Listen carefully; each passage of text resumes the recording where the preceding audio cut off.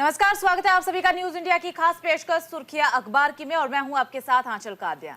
नमस्कार, आपके साथ मैं हूं सुरभि तिवारी। और सबसे पहले हम आपको बता देते हैं कि पहले चरण के लिए 24 सीटों पर आज मतदान होना है और सुर्खियां अखबार की में इस खबर को लेकर के हम विस्तार से चर्चा करेंगे, आपको जानकारी देंगे। खबर दैनिक जागरण के साथ अलग अलग अखबारों में आप देख पाएंगे। दरअसल जम्मू कश्मीर विधानसभा चुनाव 2024 के पहले चरण के लिए आज मतदान हो रहा है और पहले दौर में 7 जिलों की कुल 24 सीटों के लिए वोटिंग हो रही है। तो फिलहाल ये जानकारी आपको दे दें कि इस चरण में मतदाता 219 उम्मीदवारों की किस्मत का फैसला होने जा रहा है।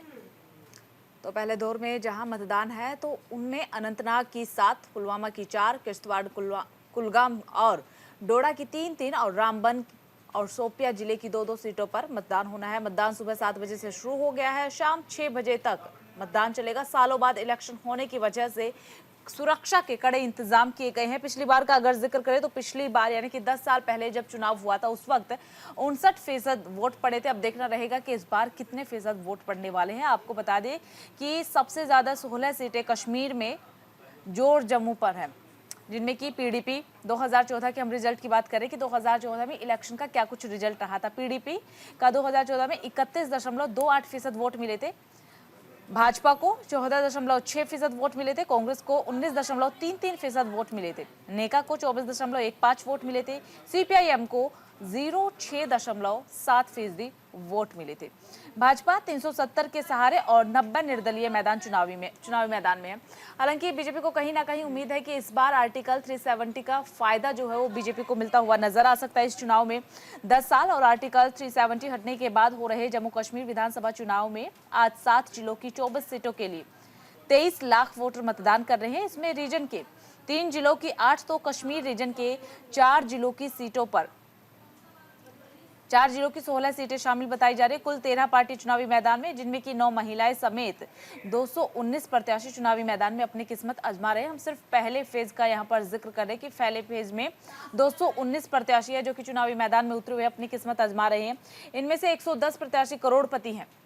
पीडीपी नेता महबूबा मुफ्ती की बेटी भी इस बार पहले फेज के ही चुनाव में शामिल है। कुल 3276 पोलिंग बूथ है, इनमें से 2974 ग्रामीण बूथ है। जम्मू कश्मीर में इस साल 2014 में हुए आखिरी बार विधानसभा चुनाव थे। इन जिलों में 24 नहीं बल्कि उस वक्त कुल 21 सीटें हुआ करती थी। परिसीमन के बाद सीटें बढ़ गई हैं। पहले कम सीटों पर मतदान हुआ था, लेकिन इस बार 90 सीटों पर मतदान हो रहा है। कुल 59.94% मतदान हुआ था उस दौरान, जिनमें कि पीडीपी को सबसे ज्यादा सीटें मिली थी। आपको बता दें कि पीडीपी को 11 सीटें मिली थी, यानी कि 31.28% मतदान हुआ था। तो बिल्कुल देखिए, जिस तरीके से अब तक मतदान के लिए जो तमाम व्यवस्थाएं वहां पर की गई है, कड़ी व्यवस्था है। और साथ साथ हम आपको ये भी जानकारी दे दें कि जो कश्मीरी पंडित हैं और विस्थापित कश्मीरी पंडितों के लिए भी मतदान की अलग प्रकार से व्यवस्था की गई है। यानी कि इस बात की जानकारी अगर दें तो दिल्ली, जम्मू और उधमपुर में विस्थापित कश्मीरी पंडितों के लिए खास वोटिंग सेंटर तैयार किए गए हैं, जिसमें कि विस्थापित कश्मीरी पंडितों के लिए दिल्ली में जहां 4, जम्मू में 19 और उधमपुर में 1 वोटिंग सेंटर बनाया गया है। तो इस चुनाव के नतीजे 8 अक्टूबर को आने हैं और इसको लेकर के एक और जहां आपने पहले से ही देखा कि किस तरीके से जम्मू संभाग में खासतौर पर बीजेपी प्रचार प्रसार करती नजर आई और इससे कहीं ना कहीं एक बार फिर से विपक्षी दलों में जरूर यह हड़कंप है कि आखिर क्या वाकई बीजेपी का एक बार फिर से गढ़ साबित होगा जम्मू, क्योंकि पिछले बार के चुनाव में हमने देखा था कि बेहतरीन नतीजों के साथ जम्मू में जीत मिली थी बीजेपी को, यानी बहुमत उस वक्त जम्मू की सीट को लेकर के बीजेपी के खाते में गई थी। लेकिन वही अगर कश्मीर का हम जिक्र करते हैं तो कश्मीर की सीटें कई सारी जो कि पीडीपी के खाते में गई थी और पीडीपी और बीजेपी का गठबंधन होने के चलते वहां पूरी तरीके से गठबंधन की सरकार स्टैब्लिश हुई और उसके बाद से मुख्यमंत्री महबूबा मुफ्ती को चुना गया। हालांकि उसके बाद ये गठबंधन टूटा, धारा 370-35 से हटा और अब जब 10 सालों के बाद से यहाँ विधानसभा चुनाव होने हैं तो गवर्नर रूल के बाद जब मुख्यमंत्री चुना जाएगा तो किस पार्टी से होगा, इसका इंतजार हर किसी को है। बिल्कुल। और देखिए 10 साल बाद चुनाव हो रहा है तो बेहद ही ज्यादा दिलचस्प ये चुनाव है। इसी के साथ आपको एक दिलचस्प बात हम बता दें कि प्रत्याशियों ने 35 साल में पहली बार घर घर जाकर के कैंपेन किया। तो आप देखिए कि ये चुनाव कितना ज्यादा दिलचस्प है। 35 साल पहले एक ऐसा वक्त आया था जबकि प्रत्याशी घर घर पहुंच करके कैंपेन कर रहे थे, लेकिन अब 35 साल बाद भी वही स्थिति बनती हुई यहाँ पर नजर आ रही है कि जो कि प्रत्याशी है घर घर पहुंच करके जम्मू कश्मीर में चुनावी कैंपेन कर रहे हैं। प्रत्याशी अलगाववादियों के मतदान बहिष्कार और आतंकियों की धमकी के चलते ऐसा नहीं करते थे। इस बार दक्षिणी कश्मीर के कुलगाम, शोपिया, पुलवामा जैसे सबसे ज्यादा आतंक प्रभावित इलाकों में भी चुनाव शोर में है। इन 24 सीटों पर 1200 रैलियां हुई है, 2300 से ज्यादा डोर टू डोर कैंपेन हुए हैं और ऐसी स्थिति 35 साल बाद हुई है। ये सबसे ज्यादा दिलचस्प बात है कि 35 साल बाद हमें वही वक्त देखने को मिला है कि जब प्रत्याशी पहुंचे। इसके पीछे की वजह ये नहीं है कि 35 साल बाद जो जम्मू कश्मीर में स्थिति थी 35 साल पहले, वो स्थिति अब है, बल्कि इसके पीछे की वजह है कि 10 साल बाद चुनाव हो रहा है। इसलिए उम्मीदवारों को ये है कि हमें जीतना है, किसी भी कीमत पर हमें जीतना है, जीत हासिल करनी है। एक लंबे वक्त के बाद चुनाव हो रहा है और जितनी जोर आजमाइश प्रत्याशी यहाँ पर लगाते हुए, राजनीतिक दल की पार्टियां यहाँ पर लगाती हुई नजर आ रही, उतनी ही जोर आजमाइश वो है, इतना ही उत्साह लोगों में भी देखने को मिल रहा है, क्योंकि लोग भी लंबे वक्त से यहाँ पर मांग कर रहे थे कि चुनाव हो, हमारी एक गवर्नमेंट हो। तो लोगों का मानना है कि अगर गवर्नमेंट होगी, फिक्स गवर्नमेंट होगी, चुनाव होते रहेंगे तो जम्मू कश्मीर के बेहतरी के लिए, विकास के लिए कई बड़े फैसले लिए जा सकते हैं, जो कि अब फैसले अटक जाते हैं। तो ऐसे में लोगों में भी उत्साह देखने को मिल रहा है। दूसरी तरफ हम बात यहाँ पर बीजेपी की करना चाहें, लास्ट टाइम जब चुनाव हुए थे यानी कि साल 2014 में, उस वक्त बीजेपी को मात्र 4 सीटें मिली थी। तो इस बार बीजेपी की कोशिश है कि इन 4 सीटों के आंकड़े को बढ़ाया जाए और बीजेपी को पूरी उम्मीद है कि आर्टिकल 370 35A का फायदा कहीं ना कहीं बीजेपी को मिलेगा। दूसरी तरफ गठबंधन भी इस बार पूरी तरह से चुनावी मैदान में नजर आ रहा है। एक वक्त वो हुआ करता था जब कांग्रेस की अच्छी खासी पकड़ जम्मू कश्मीर में मानी जाती थी, लेकिन इस बार कांग्रेस की पकड़ काफी कमजोर मानी गई है। इसलिए कांग्रेस पार्टी ने गठबंधन का सहारा लिया है और गठबंधन के साथ चुनावी मैदान में देखना बेहद ही अहम रहने वाला है कि जब 8 अक्टूबर को मतदान पेटी खुलेगी, रिजल्ट सामने आएंगे तो किसकी सरकार बनी है, जम्मू कश्मीर की सत्ता की चाबी किसे गई है, आर्टिकल 370 और 35A का फायदा बीजेपी को हुआ या फिर गठबंधन चाबी ले गया सत्ता की।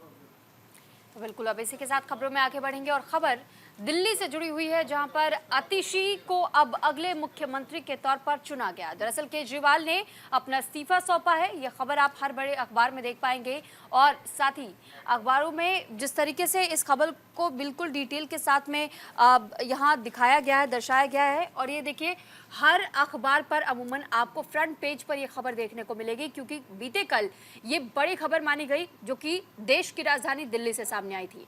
और दिल्ली में आतिशीबाजी, ये जो हेडलाइन आप देख रहे हैं, यानी कि एक और जहां आम आदमी पार्टी इस बात का जश्न मनाती हुई आतिशबाजियां करती नजर आई, तो दरअसल आतिशी को ही अब ये मुख्यमंत्री बनने की जिम्मेदारी सौंपी गई है। और इस बात की जानकारी हम आपको दे दें कि दिल्ली का एक ही मुख्यमंत्री है, उनका नाम है अरविंद केजरीवाल। ये कहती हुई नजर आई थी इस दौरान आतिशी। साथ ही मीडिया के सामने मुखातिब होते हुए उन्होंने इस बात का भी जिक्र किया कि अब हम दिल्ली की जनता के साथ मिलकर मुहिम चलाएंगे कि कैसे उन्हें फिर से सीएम बनाना है। आपको याद होगा कि जब मीडिया के सामने वो थी और मीडिया के सामने अपनी बातें रख रही थी, तो उन्होंने कहा कि ये एक तरीके से हमारी ओर से मुहिम चलाई जा रही है, मुख्यमंत्री इस्तीफा जरूर रख रहे हैं और कमान मेरे हाथों में जरूर सौंपी जा रही है, लेकिन पूरी तरीके से अगर बताया जाए या देखा जाए तो अरविंद केजरीवाल न केवल दिल्ली के बेटे हैं, बल्कि मुख्यमंत्री की जिम्मेदारी भी उन्हीं के पास जानी चाहिए, ये उनकी ओर से कहा गया। और आतिशी ने इस बात को खुल करके कहा है कि जब 2025 में विधानसभा चुनाव दिल्ली में होंगे, उस दौरान भी मैं यही चाहूंगी कि अरविंद केजरीवाल को आप लोग जिता करके एक दोबारा मुख्यमंत्री बनाए। और इस पर आपको याद होगा कि किस तरीके से विपक्षी दलों की ओर से निशाना साधा गया है कि ये पपेट मुख्यमंत्री हैं। बिल्कुल, देखिए आपको बता दें कि 15 सितंबर का वो दिन था जब अरविंद केजरीवाल ने ऐलान किया था कि वो 2 दिन बाद इस्तीफा दे देंगे, तो उन्होंने इस्तीफा दे दिया है। और अब जो नई पारी है, दिल्ली की जो नई कमान संभालने वाली है वो है आतिशी। तीसरी बार दिल्ली को महिला मुख्यमंत्री बनी है, तो ऐसे में कई सारे सवाल थे कि महिला मुख्यमंत्री एक बार फिर से दिल्ली की कमान संभालेगी तो कई बड़े फैसले लिए जा सकते हैं, लेकिन बीजेपी की तरफ से वार किया गया है कि कोई भी बड़ा फैसला नहीं लिया जाएगा। इसके पीछे की वजह है, इसके पीछे की वजह ये कि भले ही चेहरा मुख्यमंत्री के तौर पर आपको आतिशी का देखने को मिलेगा, लेकिन फैसले जो है वो अरविंद केजरीवाल ही लेते हुए नजर आएंगे। और जैसे ये फैसला लिया गया और औपचारिक रूप से ऐलान गोपाल राय ने बाहर बैठक से निकलने के बाद गोपाल राय की तरफ से प्रेस कॉन्फ्रेंस करिए इस बात की घोषणा की गई, तो तुरंत ही बिना देरी किए आम आदमी पार्टी के खिलाफ बीजेपी ने पोस्टर भी जारी कर दिया। जैसे कि अभी मेरी सहयोगी सुरभि भी बता रही थी कि पोस्टर में अरविंद केजरीवाल और आतिशी की फोटो लगाई गई थी, जिसमें कि आतिशी आगे थी फ्रंट पर, पीछे बैकडोर पर आपको नजर आएंगे अरविंद केजरीवाल, और अरविंद केजरीवाल पूरी तरीके से कंट्रोल करे हुए थे आतिशी को। तो ये पोस्टर जो है वो बीजेपी की तरफ से जारी किया गया था। आपको बता दें कि कानून काम के प्रति जुनूनी है, आतिशी, कई बड़ी वजह है। अब सवाल ये थे कि कई सारे नाम चल रहे थे, आतिशी का नाम चल रहा था, सुनीता केजरीवाल का नाम चल रहा था, सौरभ भारद्वाज का भी नाम चल रहा था, गोपाल राय का भी नाम था चर्चाओं में। फिर उसके बाद आतिशी को क्यों, इसके पीछे की वजह क्या है? तो देखिए, आपको बता दें इसके पीछे की 3 से 4 वजह है। सबसे पहली वजह है कि मनीष सिसोदिया और अरविंद केजरीवाल की बेहद ही भरोसेमंद मंत्री रही है आतिशी, ये सबसे महत्वपूर्ण वजह है। इसी के साथ भरोसेमंद के साथ साथ कामकाज की, जब मनीष सिसोदिया और अरविंद केजरीवाल दोनों ही जेल में बंद थे और आम आदमी पार्टी पर भारी संकट आ गया था, तो उस संकट से सभी का मनोबल टूटा, लेकिन आतिशी का मनोबल नहीं टूटा। आतिशी हमेशा ही अलर्ट मोड पर रही और आतिशी ने क्या किया कि हर एक काम को जिम्मेदारी से संभाला, दिल्ली की जनता को जिम्मेदारी से संभाला। इसी के साथ सुनीता केजरीवाल का नाम चल रहा था, तो परिवारवाद का आरोप ना लगे, भ्रष्टाचार के साथ साथ अब परिवारवाद की राजनीति में ना जूझना पड़े, इसीलिए अरविंद केजरीवाल ने सुनीता केजरीवाल का नाम नहीं सिलेक्ट किया है और जो नाम है वो चुना गया आतिशी का। तो ये कई रीजन थे मोटे मोटे तौर पर कि आतिशी को चुना गया। अब आतिशी की तरफ से घोषणा की गई है कि अगले हफ्ते वो नई सरकार, मतलब कि नया मंत्रिमंडल बना सकती है अगले हफ्ते। तो अब देखना रहेगा कि मंत्रिमंडल में क्या बदलाव होता है या फिर जो मंत्रिमंडल अभी है उसी में छोटा मोटा बदलाव देखने का मिलेगा। ये एक यहाँ पर सबसे महत्वपूर्ण पॉइंट है। इसी के साथ आपको बता दें कि संयोग भी यहाँ पर बना कि 26 साल पहले सुषमा स्वराज भी चुनाव के कुछ महीने पहले ही मुख्यमंत्री बनी थी और अब आतिशी भी चुनाव के कुछ महीने पहले ही मुख्यमंत्री बनी है। ये भी यहाँ पर एक संयोग बना है। दरअसल आपको बता दें कि दिल्ली में फरवरी में चुनाव संभावित है, ऐसे में आतिशी 5 महीने पहले सीएम बनी है। ऐसा ही संयोग साल 1998 में भी बना था, तब मदन लाल खुराना पर भ्रष्टाचार के आरोप लगे थे और भाजपा के साहिब सिंह वर्मा को सीएम बनाया गया था। हालांकि प्याज के दामों के चलते वर्मा को इस्तीफा देना पड़ा और कमान जो है वो सुषमा स्वराज ने संभाली थी। 52 दिन के लिए सीएम बनी थी। और संयोग ये भी देखिए कि उस वक्त भी आरोप जो है वो भ्रष्टाचार के लगे थे और अब भी आरोप जो है अरविंद केजरीवाल पर भ्रष्टाचार के ही लगे हैं।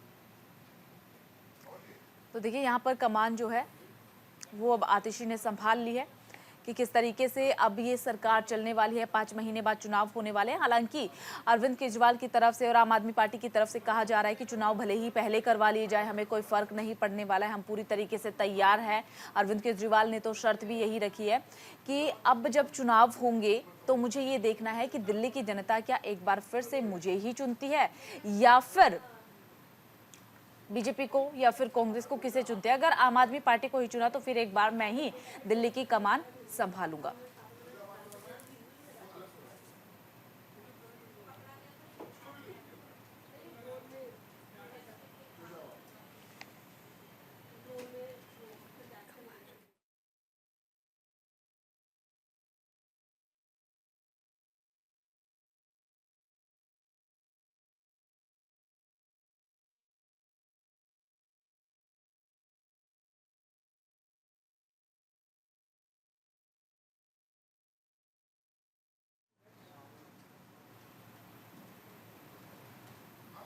तो चलिए अब खबरों में आगे बढ़ते हैं। सीजीआई के घर गणेश उत्सव विवाद पर पीएम मोदी ने अब फाइनली अपनी चुप्पी तोड़ दी और कांग्रेस पर जमकर निशाना साधते हुए नजर आए।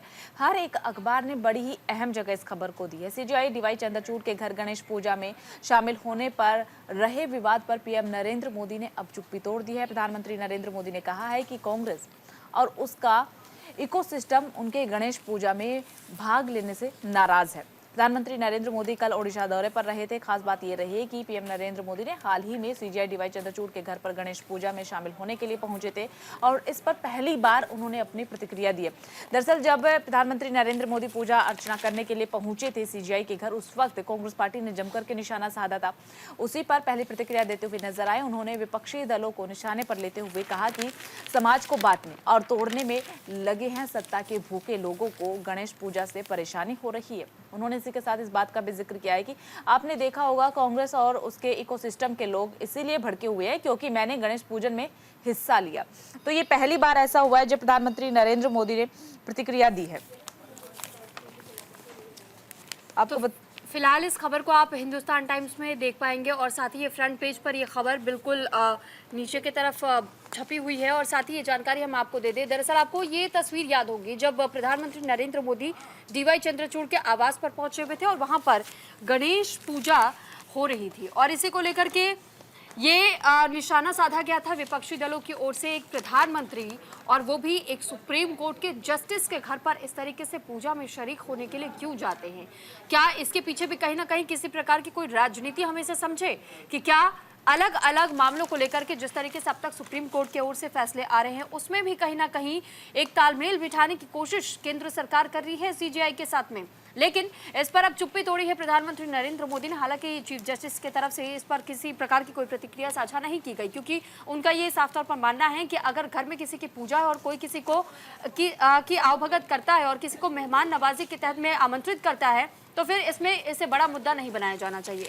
इसको लेकर देखिए हिंदुस्तान टाइम्स ने इस खबर को जो जगह दी है ये बताया गया है कि प्रधानमंत्री नरेंद्र मोदी की ओर से कहा गया है कि मुझे नहीं लगता कि किसी को भी इस बात से आपत्ति होनी चाहिए क्योंकि कांग्रेस का ये जरूर कहना है, ये आरोप है, कांग्रेस चाहती है कि उनके हिसाब से पूरा इकोसिस्टम चले लेकिन जरा सा भी बदलाव अगर उन्हें नजर आता है तो फिर उन्हें तकलीफ हो जाती है। साथ ही प्रधानमंत्री नरेंद्र मोदी ये भी कहते हैं कि गणेश उत्सव को हम एक अपने देश के बेहद ही महत्वपूर्ण त्योहार और उत्सव की तरह देखते हैं, लेकिन अगर इसमें कोई शामिल होने जाता है तो ये अपने आप में एक बड़ी बात होनी चाहिए कि आप आज भी लोगों के साथ कनेक्टेड महसूस करते हैं। लेकिन इस बात को जिस तरीके से मुद्दा बनाया जा रहा है विपक्षी दलों की ओर से ये बेहद ही अजीब वाकया इसे कहा जा सकता है क्योंकि इस बात की उम्मीद नहीं की जा सकती है विपक्षी दलों की ओर से क्योंकि जब भी हमारे घर पर या हमारे देश भर में कभी भी किसी पर्व को मनाया जाता है, कोई त्यौहार मनाया जाता है, कोई पूजा अर्चना की जाती है तो उसमें हम लोगों को आमंत्रित करते हैं जिनके साथ में आपकी पहचान होती है और ऐसे में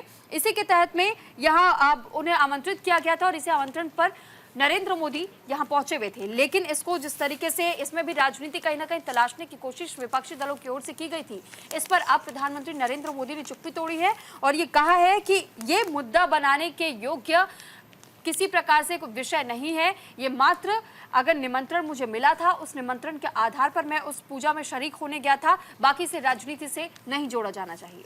बिल्कुल, देखिए आपको बता दें कि पीएम नरेंद्र मोदी कल ओडिशा दौरे पर पहुंचे थे। यहाँ पर उन्होंने तमाम परियोजनाओं का उद्घाटन भी किया, शिलान्यास भी किया और सबसे खास बात कि कल उनका जन्मदिन भी था। तो अपने 74वें जन्मदिन पर ओडिशा की यात्रा के लिए निकले प्रधानमंत्री नरेंद्र मोदी।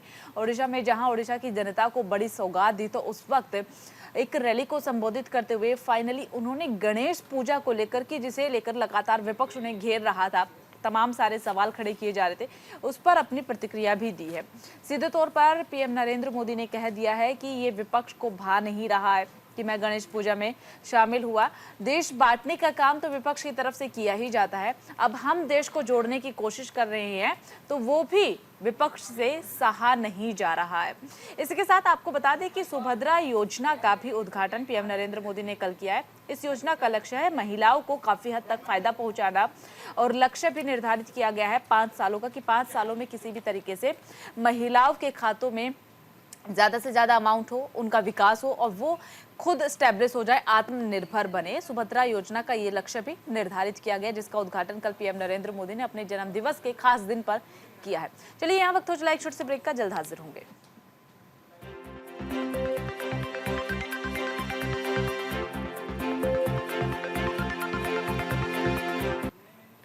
ब्रेक के बाद एक बार फिर आपका स्वागत है और खबर सुप्रीम कोर्ट से जुड़ी हुई है। दरअसल बुलडोजर एक्शन को लेकर के अब ये 1 अक्टूबर तक के लिए रोक लगा दी गई है। ये फैसला सुप्रीम कोर्ट की ओर से सुनाया गया है। ये खबर द हिंदू के साथ साथ आप अलग अलग अखबारों में देख पाएंगे। सुप्रीम कोर्ट ने बुलडोजर एक्शन पर रोक लगा दी है। देखिए आपको बता दें अदालत ने अगली सुनवाई तक बुलडोजर एक्शन पर रोक लगाई है। इस पूरे मामले पर अब 1 अक्टूबर को अगली सुनवाई होने वाली है। हालांकि अदालत ने ये भी कहा है कि ये आदेश अवैध निर्माण पर लागू नहीं होंगे। सुप्रीम कोर्ट ने राज्यों को निर्देशित करते हुए एक साफ तौर पर कहा है कि बुलडोजर जस्टिस का महिमा मंडन बंद होना चाहिए। जिस तरीके से लगातार हम देख रहे हैं कि यूपी में खासकर बुलडोजर एक्शन लिया जाता है, तमाम आरोपियों के घर पर कुर्की की कार्रवाई होती है, उनके पूरे के पूरे मकान को या फिर दुकान को, बिजनेस को ध्वस्त कर दिया जाता है। तो ऐसे में अब इस पूरे मामले को लेकर के सुप्रीम कोर्ट ने दखल दिया है और सुप्रीम कोर्ट ने यूपी गवर्नमेंट से, खासकर यूपी गवर्नमेंट से जवाब मांगे है कि आप किस कानून के तहत ये कार्रवाई करते हैं। आरोपी एक होता है, पूरा परिवार आरोपी नहीं होता है। अगर आरोपी के नाम पर जमीन है, आरोपी के नाम पर मकान बना हुआ है, तो आप उसे ध्वस्त कीजिए, आपका अधिकार है, राइट है, आप पूरा कानून का पालन करिए और ध्वस्त कर दीजिए। लेकिन वही मकान अगर आरोपी के पिता के नाम है, भाई के नाम है, मम्मी के नाम है या फिर किसी भी रिलेटिव के नाम है, तो आप उस पर ध्वस्तीकरण की कार्रवाई नहीं कर सकते हैं। किस कानून के तहत आप ऐसा कर रहे हैं? क्या आप ध्वस्तीकरण की कार्रवाई करने से पहले उस जमीन के सारे डॉक्यूमेंट्स चेक करते हैं या नहीं करते हैं? किस तरीके से कार्रवाई की जाती है? क्या है उस कार्रवाई का पूरा प्रोसीजर कि रातों रात बुलडोजर पहुंच जाता है और कार्रवाई हो जाती है? तो ये तमाम सारे सवाल थे जो सुप्रीम कोर्ट की तरफ से यूपी गवर्नमेंट से पूछे गए थे। इसी के साथ साथ कई राज्यों की गवर्नमेंट से पूछे गए थे, लेकिन जो फोकस था वो यूपी गवर्नमेंट पर ही था और कहा था कि आप जवाब दाखिल कीजिए। कल इस पूरे मामले को लेकर के सुनवाई हुई है। अगली सुनवाई 1 अक्टूबर को होगी, लेकिन कल की सुनवाई किस तरीके से खास रही है वो भी आपको बता दें। देखिए, सुप्रीम कोर्ट की तरफ से कहा गया कि अगर अवैध ध्वस्तीकरण का एक भी मसला है तो ये संविधान के मूल्यों के खिलाफ है। किसी का मकान सिर्फ इसलिए कैसे गिराया जा सकता है कि वो एक आरोपी है? ये एक बड़ा सवाल सुप्रीम कोर्ट की तरफ से पूछा गया है। बिल्कुल, तो देखिए उत्तर प्रदेश में जिस तरीके से लगातार बुलडोजर कार्रवाई को अंजाम दिया जाता रहा है, हालांकि इसका हमने महिमा मंडन भी देखा है और कई लोगों की ओर से भी इसकी तारीफें की जाती रही हैं, लेकिन अब इसको लेकर के सुप्रीम कोर्ट की ओर से 1 अक्टूबर तक के लिए रोक लगा दी गई है। दरअसल सुप्रीम कोर्ट का इस मामले को लेकर के ये कहना है कि जब भी कोई आरोप किसी आरोपी के प्रति तय होते हैं तो फिर इसमें परिवार को नहीं इसमें लाना चाहिए, क्योंकि परिवार भी कहीं ना कहीं उन गलतियों का सजा भुगत रहा होता है जो कि उनके द्वारा नहीं की गई होती है। यानी कि कोई भी अपने आशियाने को जब निर्माण करवाता है और जब एक छत हर कोई उम्मीद लगाए बैठा होता है कि एक छत अपने सर पर वो कब तक बनवा पाएगा, यानी कि अपने आशियाने को वो ढांचागत कब तक करवा पाएगा। लेकिन इसको लेकर के जहां एक और जद्दोजहद के तहत में इसका पूरा निर्माण होता है और आप अचानक से बुलडोजर कार्रवाई करके उसे ध्वस्त कर देते हैं, तो आप न केवल आरोपी को सजा देते हैं, पूरे परिवार को सजा देते हैं। साथ ही साथ आप कहीं ना कहीं उस सपने को तोड़ रहे होते हैं जो कि न जाने कितने अरसों से लोगों ने संयोज करके और उसके बाद से उस इमारत का निर्माण करवाया होता है, उसे घर बनाते हैं लोग। लेकिन जब इस तरीके के ध्वस्तीकरण का काम होता है तो ऐसे में पूरा परिवार सजा भुगतता है और ये बिल्कुल गलत है। आप आरोपी के खिलाफ कार्रवाई कीजिए, सजा तय कीजिए, लेकिन इस प्रकार की जो कार्रवाइयां हो रही हैं, बुलडोजर एक्शन हो रहे हैं, इनको लेकर के अब 1 अक्टूबर तक के लिए रोक लगा दी गई है और इंतजार हमें यह भी करना होगा कि 1 अक्टूबर के बाद से जब दोबारा इस मामले को सुना जाएगा कोर्ट में, तो फिर कोर्ट का फैसला क्या आता है। हालांकि इसको लेकर के समाजवादी पार्टी ने खासतौर पर इस फैसले का स्वागत किया है और हमने ये भी देखा कि कैसे अजय राय की ओर से भी ये कहा गया था कि ये फैसला बहुत ही ज्यादा मायने रखता है उन लोगों के लिए, खासकर जिन लोगों पर अब तक भी नोटिस भेजे गए हैं ताकि उनके घरों को गिराया जाएगा। लेकिन ऐसे में जब रोक लग चुकी है तो स्टे इस बीच लगा दिया जाएगा। तो देखिए, इसी के साथ आपको बता दें कि जब कल सुप्रीम कोर्ट में सुनवाई हो रही थी तो उस वक्त जस्टिस तुषार की तरफ से, जनरल तुषार मेहता की तरफ से कहा गया कि संपत्तियों के ध्वस्त करने का नैरेटिव गढ़ा जा रहा है, एक समुदाय विशेष को टारगेट करने का आरोप गलत है। बेंच ने इस बात का भी जिक्र बखूबी किया है कि आप बेफिक्र रहे, बाहरी शोर हमें प्रभावित नहीं करता है, आप बेफिक्र रहे, कार्रवाई करें, लेकिन कानून के दायरे में रह करके कार्रवाई करें। बाहरी जो शोर है उससे बेफिक्र आप रहे, उससे कोई भी प्रभावित नहीं होता है। हम इस बार बहस में नहीं जाएंगे कि किसी खास समुदाय को टारगेट किया जा रहा है या नहीं किया जा रहा है। इस पर टारगेट नहीं रहने वाला, इस पर फोकस नहीं रहने वाला, ना ही हम इस पर बहस करने वाले हैं। कोर्ट ने सवाल ये किया है कि किसी का मकान सिर्फ इसलिए कैसे गिराया जा सकता है कि वो एक आरोपी है।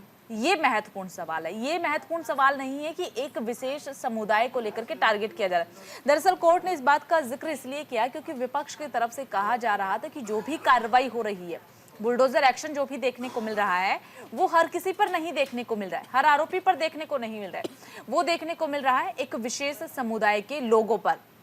इस बात का अब कोर्ट में भी उठाया गया और कोर्ट की तरफ से साफ कहा गया कि बाहरी जो शोर है वो हमें प्रभावित नहीं करता है। हम इस पर बहस भी नहीं करना चाहते हैं कि एक विशेष समुदाय पर कार्रवाई होती है नहीं होती है। सवाल सिर्फ इतना है कि उसके मकान का ध्वस्तीकरण कैसे किया जा सकता है, सिर्फ इस एक छोटी सी बात पर कि वो आरोपी है। इसका जवाब हमें चाहिए। विशेष समुदाय पर हमें कोई बहस नहीं करनी है, ना हम इस पर जवाब मांग रहे। 1 अक्टूबर को अगली सुनवाई होगी। देखना बेहद ही अहम रहने वाला है कि 1 अक्टूबर को क्या इस सवाल का जवाब मिलेगा या नहीं, क्योंकि जब बीती सुनवाई हुई थी तब भी यही सवाल बार बार उठाया गया था। कई चीजें, कई दलीलें रखी गई कोर्ट में। जब वे दलीलें रखी जा रही थी तो उस वक्त सुप्रीम कोर्ट ने कहा कि आप मुद्दे को भटकाए मत, ये राजनीतिक मंच नहीं है। आप रैली को संबोधित नहीं कर रहे हैं, अपने विरोधियों पर हमला नहीं कर रहे हैं। यहाँ पर जितना पूछा जाता है उसी का जवाब आप दीजिए। तो पिछली बार भी सुनवाई को इधर से उधर घुमाने की कोशिश की गई थी, तो तब भी सुप्रीम कोर्ट बार बार यही एक दो सवाल है जो बार बार पूछ रहा था, और कल भी यही सवाल पूछे गए। अब 1 अक्टूबर को क्या जवाब यूपी गवर्नमेंट या फिर तमाम राज्यों की गवर्नमेंट देती है, ये देखना बेहद ही महत्वपूर्ण रहने वाला है। तो बिल्कुल देखिए, जिस तरीके से लगातार ये मामला अब तक भी सुप्रीम कोर्ट में रहा है और सुप्रीम कोर्ट में दोनों पक्षों की दलीलों को सुना भी गया था, तो वहीं दूसरी तरफ अब यूपी सरकार को जवाब तलब करने के लिए भी समय दे दिया गया है। यानी कि अब 1 अक्टूबर तक में यूपी सरकार को अपना जवाब दाखिल कराना होगा कि आखिर इसके पीछे की मंशा, उत्तर प्रदेश सरकार की ओर से जो बुलडोजर कार्रवाइयाँ की जाती रही हैं, इसके पीछे वो मंशा क्या रहती है। क्योंकि सवाल जिस तरीके से सुप्रीम कोर्ट ने भी उठाया है और ये कहा है कि किन परिस्थितियों में और किस तरीके से आप ये तय कर लेते हैं कि एक आरोपी जिसका दोष अभी सिद्ध नहीं हुआ है, जब दोष सिद्ध हो जाता, कार्रवाई होती, वो मकान अवैध है या नहीं है और ये निर्माण करवाया गया, तो इसमें और किन किन लोगों की संलिप्तता पाई गई। तो ऐसे में तमाम ये सवाल है जिनको लेकर के अभी भी जांच होनी चाहिए थी, लेकिन उसके पहले ही अगर इस तरीके की कार्रवाई कर दी जाती है सिर्फ एक संदेश जारी करने के नाम पर, वो भी एक आरोपी के तहत, तो फिर ये गलत कार्रवाई होती है। और आप आरोपी के खिलाफ पहले मुकदमा चलाइए, साथ ही आरोपी के खिलाफ तमाम तथ्यों को आप जुटाइए। जब ये सिद्ध हो जाएगा कि वो आरोपी महज आरोपी नहीं है, वो दोष सिद्ध उसका हो जाता है, यानी कि उसने वाकई दोष किया है या नहीं किया है, इसके बाद कोई कार्रवाई होनी चाहिए, कोई सजा का ऐलान होना चाहिए। लेकिन उसके पहले ही एक तरीके से जहां एक और मीडिया ट्रायल्स हो जाते हैं, तो वहीं दूसरी तरफ इस प्रकार की कार्रवाइयों को लेकर भी सुप्रीम कोर्ट ने घेरा। और ये सुप्रीम कोर्ट ने कहा है कि उत्तर प्रदेश सरकार को इस बात को समझना चाहिए कि आप आरोपी के साथ पूरे परिवार को एक साथ सजा नहीं दे सकते हैं, और ये समझने की जरूरत है अब तक की जो कार्रवाइयां की गई हैं या जिन घरों को अब तक नोटिस भेजा गया ध्वस्तीकरण के लिए, उन्हें इस बारे में भी रिपोर्ट दाखिल करनी होगी कि आखिर किस आधार पर, किस परिस्थिति में यह फैसला लिया गया था। अब देखना यही है कि जब उत्तर प्रदेश सरकार की ओर से जवाब दाखिल होता है तो फिर इस रिपोर्ट में क्या बातें निकलकर सामने आती हैं। तो देखिए, इसी के साथ आपको ये भी बता दें कि जब कोर्ट में सुनवाई हुई थी, तो सुनवाई के दौरान ये भी कहा गया कि अगर थोड़ा सा वक्त ले लिया जाएगा, कानून का पालन कर लिया जाएगा और कानून के तहत कार्रवाई की जाएगी, तो भले ही आपको 2 से 3 सप्ताह का वक्त भले ही लगे, ऐसे में कोई आसमान नहीं फट जाएगा। ये कोर्ट की तरफ से टिप्पणी की गई है।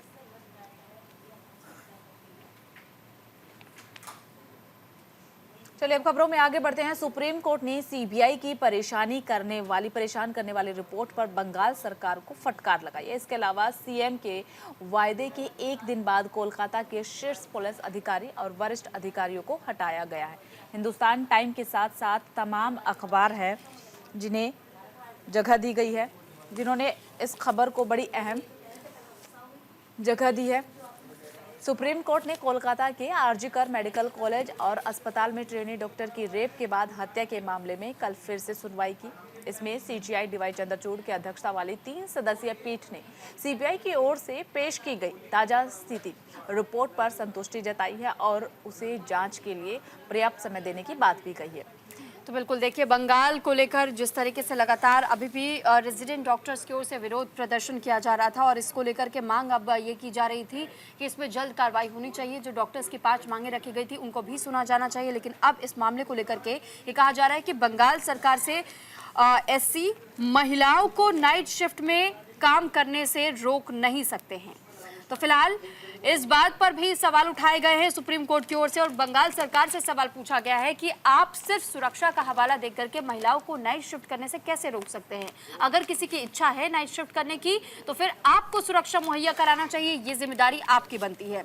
साथ ही महिला डॉक्टर की नाइट ड्यूटी खत्म करने के फैसले पर मंगलवार को पश्चिम बंगाल सरकार से जब पूछा गया था, आप कैसे कह सकते हैं कि महिलाएं रात में काम नहीं कर सकती। आपका काम सुरक्षा देना है, ना कि ये बताना कि महिलाएं नाइट शिफ्ट कर सकती हैं या नहीं।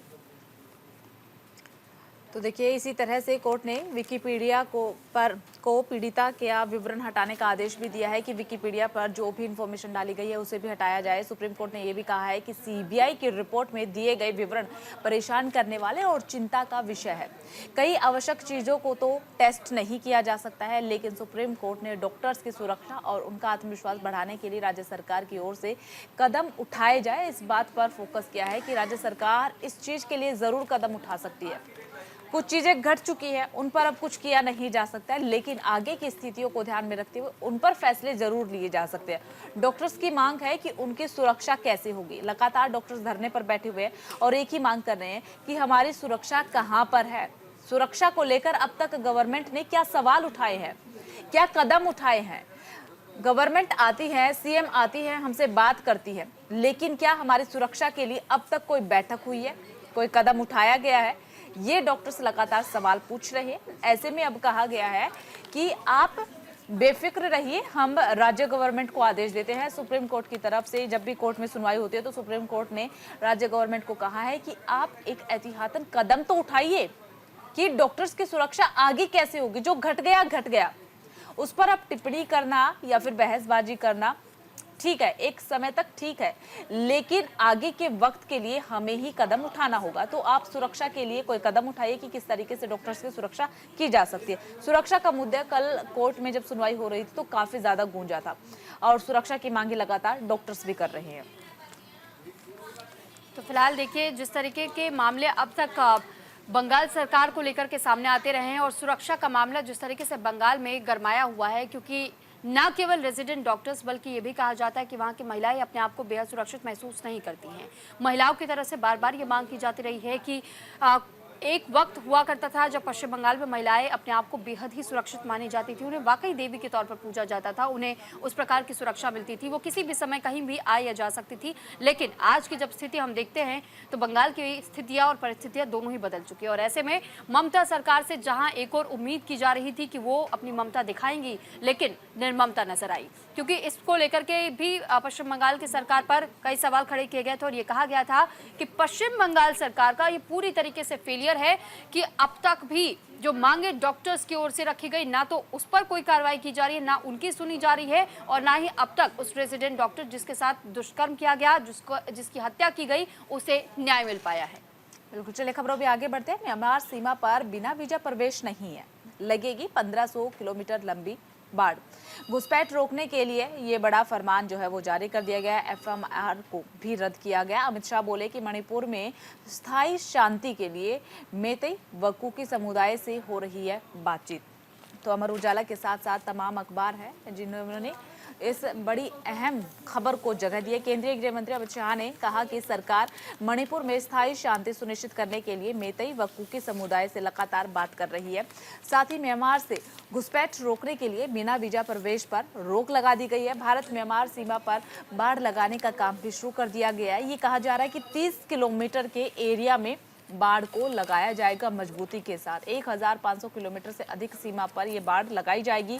मोदी सरकार के तीसरे कार्यकाल के 100 दिन की उपलब्धियां गिनवाते हुए अमित शाह ने मीडिया से बातचीत की और बातचीत में कहा कि बीते सप्ताह 3 दिन की हिंसा छोड़ मणिपुर में स्थिति शांतिपूर्ण है।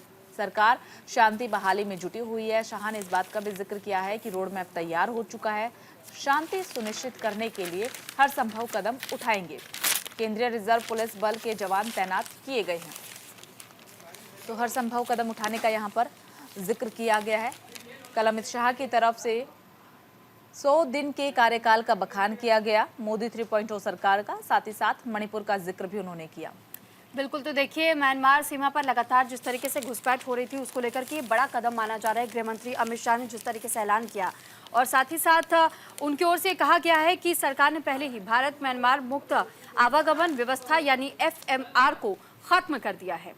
इसके तहत दोनों देशों के बीच सीमा के करीब रहने वाले लोगों को बिना किसी दस्तावेज के एक दूसरे के क्षेत्र में 16 किलोमीटर तक जाने की अनुमति थी। अब लोग वीजा के साथ ही एक दूसरे के क्षेत्र में प्रवेश कर सकते हैं, यानी कि अगर आपके पास वीजा है तो ही आपको यह अनुमति मिल पाएगी। लेकिन आपके पास अगर वीजा नहीं है तो जो पहले 16 किलोमीटर तक आप अंदर किसी भी समुदाय के क्षेत्र में जा सकते थे, अब ये नहीं हो पाएगा, ये मुमकिन नहीं होगा और इसे रद्द कर दिया गया। एफएमआर के तहत में जिस तरीके का फैसला पहले था उसे रद्द किया गया है।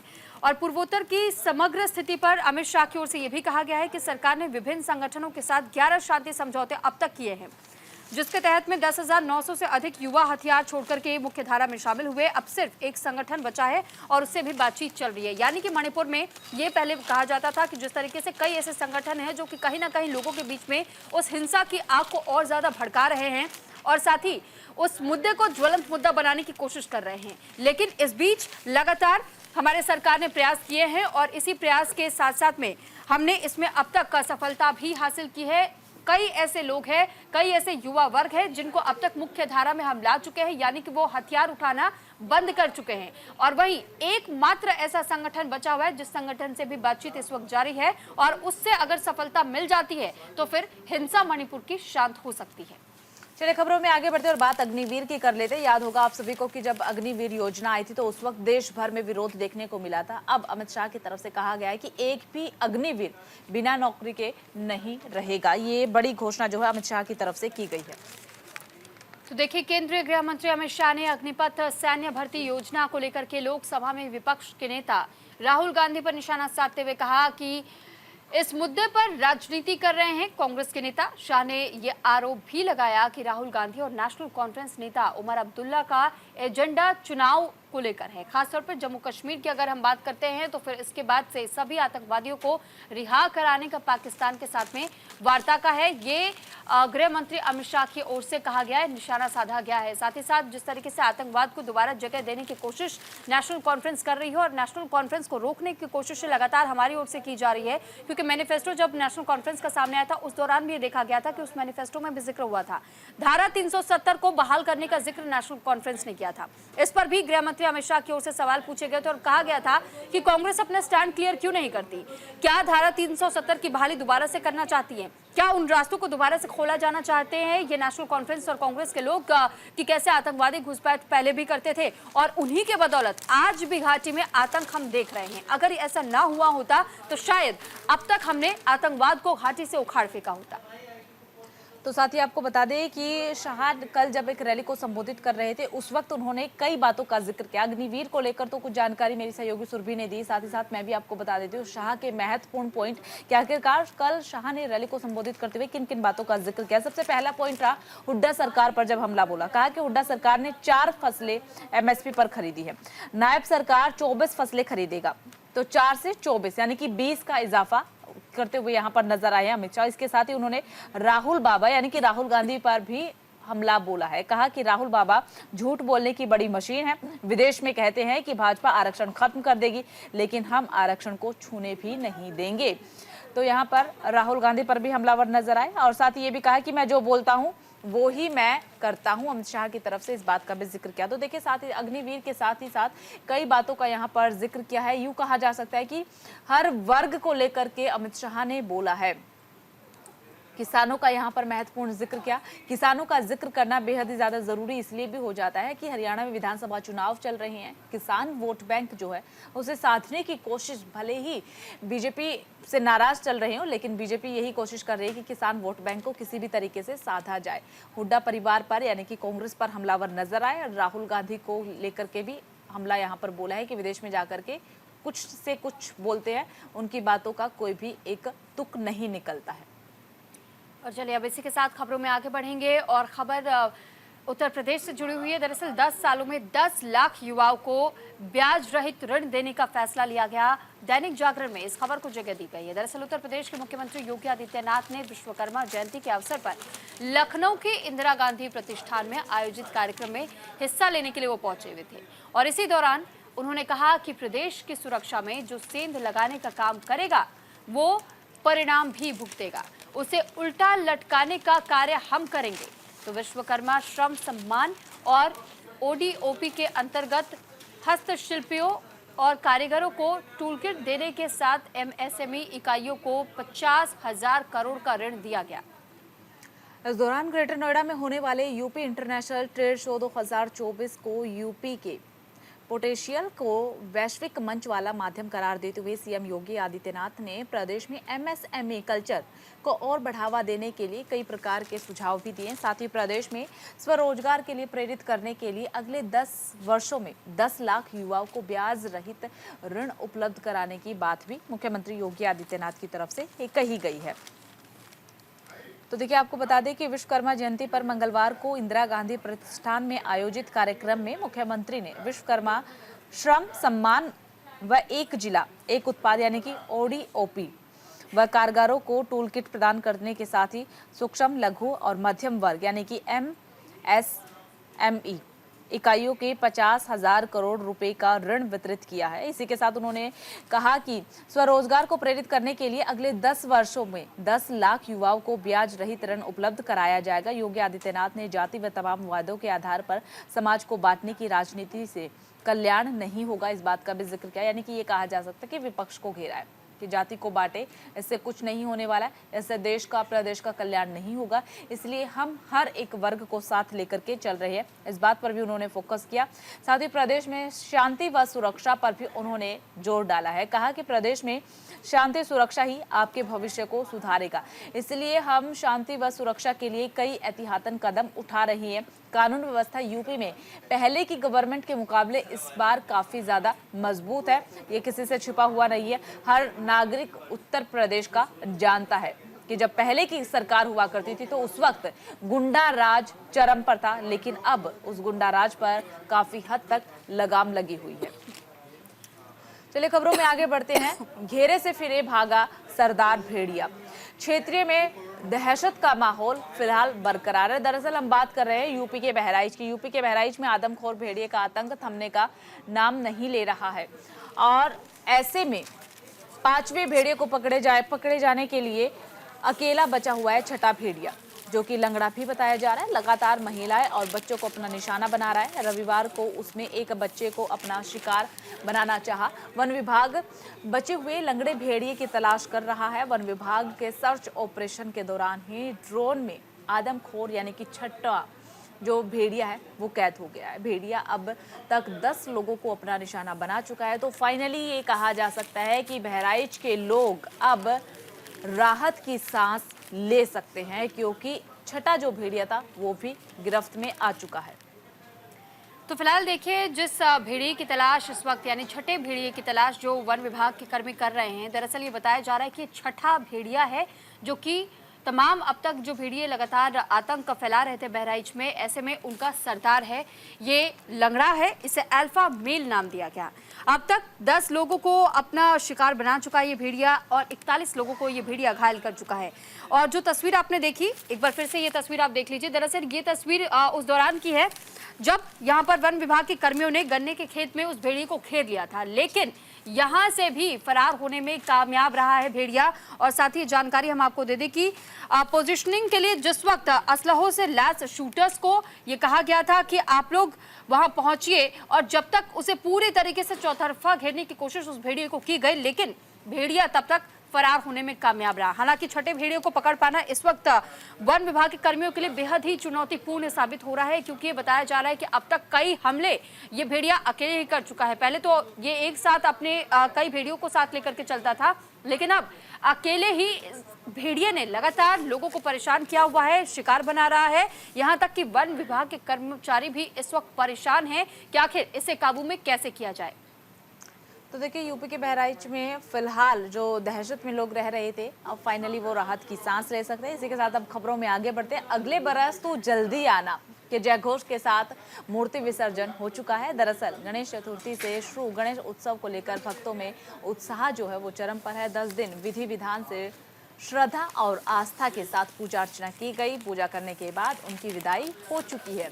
कल अनंत चतुर्दशी का ये त्यौहार गणेश जी के विसर्जन के साथ मनाया गया। 10 दिनों तक भक्तों की सेवा और पूजा लेने के बाद गणपति बप्पा भक्तों से विदा होकर के अपने लोक लौटेंगे। परंपराओं के अनुसार जिन भक्तों ने अपने घर और पंडालों में बप्पा की मूर्ति स्थापित की थी, उन्होंने बप्पा की मूर्ति का विधि विधान से विसर्जन किया है। 11 दिन तक चले भगवान श्री गणेश की पूजा अर्चना के बाद विसर्जन यात्रा निकाली गई है। तो फिलहाल ये तस्वीर जो आप देख रहे हैं, बेहद खूबसूरत तस्वीर, अलग अलग अखबारों में इस तस्वीर को जगह दी गई है। विसर्जन की तस्वीरें हैं और साथ ही भारत के कोने कोने से ऐसी तस्वीरें भी कल आपने देखी होंगी। दरअसल विसर्जन यात्रा निकाली गई कई जगहों पर, और ये देखिए मेरी सहयोगी आंचल आपको ये तस्वीर भी दिखा रही हैं। हर तरफ बस अगले बरस तू जल्दी आना के ही जय घोष सुनाई दिए थे इस दौरान, और ये विसर्जन के दौरान की तस्वीरें हैं जब बप्पा को विदाई दी जा रही थी। तो देखिए बप्पा की विदाई पर रंग गुलाल से सतरंगी आसमान नजर आया। जैसा कि तस्वीरों में भी आपको नजर आ रहा होगा कि पूरे भीड़ भड़ाके के साथ मूर्ति विसर्जन किया गया है। लाखों श्रद्धालु ढोल नगाड़ों पर झूमते भी नजर आए। चलिए खबरों में आगे बढ़ते और बात मौसम के मिजाज की कर लेते हैं। दरअसल दिल्ली में मौसम का मिजाज अब बदला बदला नजर आ रहा है। कुछ इलाकों में बारिश हो रही है, तो ऐसे में आईएमडी ने येलो अलर्ट जारी कर दिया। पूरी दिल्ली में नहीं, लेकिन दिल्ली के कुछ इलाकों को लेकर के ये अलर्ट जारी किया गया है। सितंबर का आधे से ज्यादा महीना बीत चुका है, लेकिन धीरे धीरे मानसून वापस जाने की तैयारी में है। इधर इस बीच भारत मौसम विज्ञान विभाग ने उत्तर प्रदेश और मध्य प्रदेश के कुछ जिलों में भारी बारिश का अलर्ट जारी किया है।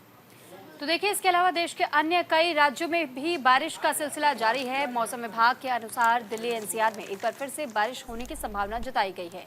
दरअसल ये बताया जा रहा है कि दिल्ली और आसपास के इलाकों में बीते कुछ दिनों से लगातार हो रही बारिश के कारण लोगों को भीषण गर्मी से राहत तो मिली है, लेकिन बारिश की वजह से पारे में भी गिरावट दर्ज हुई थी। इसके बाद अभी 2 से 3 दिनों से बारिश रुकी हुई है और जनजीवन सामान्य रूप से चल रहा है। हालांकि इस बीच मौसम विभाग ने एक बार फिर से बारिश को लेकर के येलो अलर्ट जारी कर दिया, यानी कि अभी भी कई ऐसे इलाके बताए जा रहे हैं जहां पर भारी बारिश की चेतावनी जरूर जारी की जा रही है। कुछ इलाकों को जहां पर भारी बारिश की वजह से बेहद परेशान होना पड़ता था, तो अब ये माना जा रहा है कि कुछ लोगों को राहत जरूर मिल रही है और मौसम विभाग की ओर से ये येलो अलर्ट फिलहाल कुछ क्षेत्रों में अभी भी जारी है। तो चलिए अब खबरों में आगे बढ़ते हैं। हॉकी में 5वीं बार एशिया का सतराज बना है भारत। दैनिक जागरण के साथ साथ तमाम अखबारों ने इसे बेहद ही अहम जगह दे रही। दरअसल भारतीय पुरुष हॉकी टीम ने जुगराज के गोल से चीन को 1-0 से हराकर एशिया चैंपियनशिप ट्रॉफी का खिताब 5वीं बार अपने नाम कर लिया है। तो देखिए, भारत और चीन के बीच शुरुआती 3 क्वार्टर्स तक मुकाबला गोल रहित बराबरी पर चल रहा था, लेकिन चौथे क्वार्टर में जुगराज ने मैदानी गोल दाग करके भारत को 1-0 से आगे कर दिया और इसी तरह भारतीय टीम बढ़त लेने में सफल रही। इसके बाद भले ही हरमनप्रीत सिंह की अगुवाई वाली टीम अन्य गोल नहीं कर सकी, लेकिन उसने चीन को बराबरी का गोल दागने का कोई भी मौका नहीं दिया है। तो ऐसे में जीत हुई है 1-0 से, तो ये बड़ी सफलता हाथ लगी है। वक्त हो चला है एक छोटे से ब्रेक का। ब्रेक के उस पर खबरों का सिलसिला जारी रहेगा।